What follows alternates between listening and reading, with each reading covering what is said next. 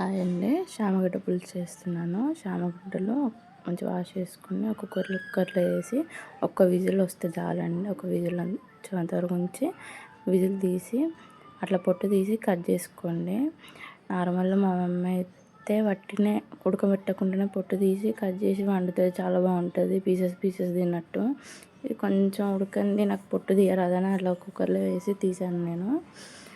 ఒక ప్యాన్లో ఆయిల్ వేసుకొని జీలకర్ర, ఆవాలు, ఉల్లిగడ్డ, పచ్చిమిర్చి, కరివేపాకు మంచిగా వేసుకొని వేయించుకున్నాక పసుపు వేసుకోండి.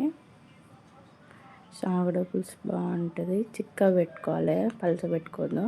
నిమ్మకాయ సైజ్ అంత చింతపండు నానేసుకున్నాను, నేను చిక్కగా వేసుకున్నాను. కొంచెం వేయించిన తర్వాత శామగడ్డ ముక్కలు వేసి వేయించాక ఆయిల్లో ఉప్పు, కారం, ధనియాల పొడి వేసేసి కలిపి కసిపుంచి తర్వాత చింతపండు పులుసు పోసుకోండి. చిక్కగా నీళ్ళు పోసుకొని, పులుపు తగ్గ నీళ్ళు పోసుకోండి. కొన్ని నీళ్ళు పోసుకొని మూత పెట్టుకోకండి. మూత పెట్టడం ఎందుకు, ఆల్రెడీ ఉడికినాయి కదా అవి. అట్లనే ఆవిరి మీద ఉడుకుతూ ఉంటే లైట్గా చక్కెర వేసాను, టేస్ట్ కోసం, పులుపులో కారం కారం తీయగా ఉంటుందని. అట్లనే మూత పెట్టకుండా మసులుతో ఏంటంటే కొంచెం చిక్కబడడానికి ఛాన్స్ ఉంటుంది. మూత పెడితే నల్లనే నీరు ఉరుతుంది. ఎందుకంటే మనం శామగడ్డ ముక్కలు ఉడకబెట్టినాం కదా ఫస్టే, ఏం కాదు.